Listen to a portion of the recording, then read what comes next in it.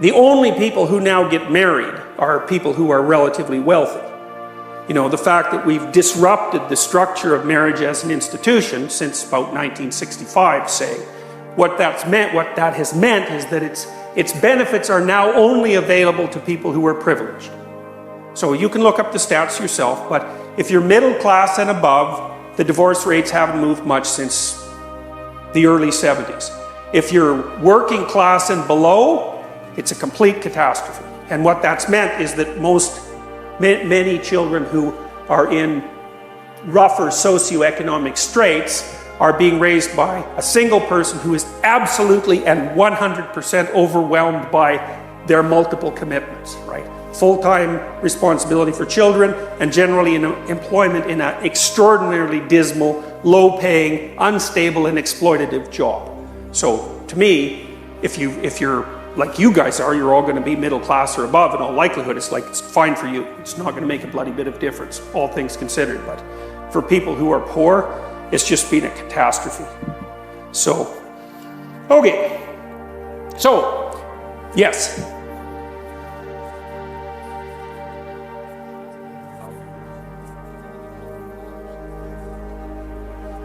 Oh, well, there's all sorts of reasons. I mean, first of all, it's become socially acceptable.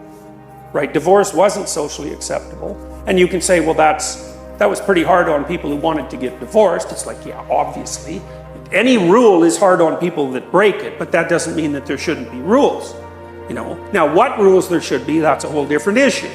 Out of wedlock childbirth has become a norm. It was absolutely rare in the early 1960s, vanishingly rare. And that's become, it's acceptable. Even though all the evidence suggests, like if you actually look at the evidence, it's absolutely clear that kids who have two parents do better than kids who have one. Now, you know, people, when you tell people that, they'll tell you an anecdote about someone they knew, maybe their own parent, who did a wonderful job of raising them as a single person. It's like, the anecdotes are irrelevant. What's relevant is the bulk of the evidence.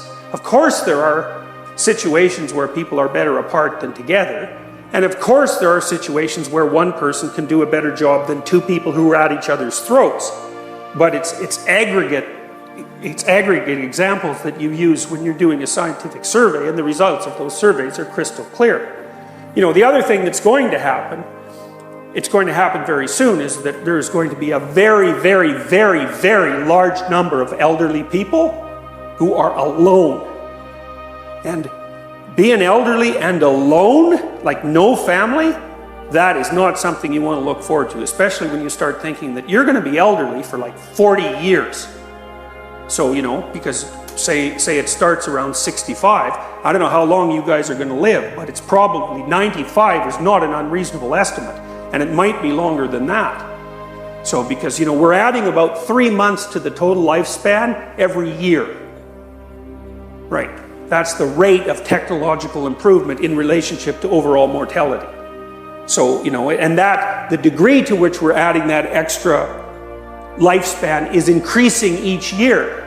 You know, and it may get to the point where we're increasing lifespan a year every year. Now, I doubt it, because it'll probably be an asymptote. But it has been increasing for a very long period of time. So, you know, it's one thing to think about the maximization of day-to-day freedom when you're between, say, 15 and 40, 45. After that, that's a whole different story. But modern people never think about the last half of their life. You know, so why, I don't know, but maybe they're afraid to or something.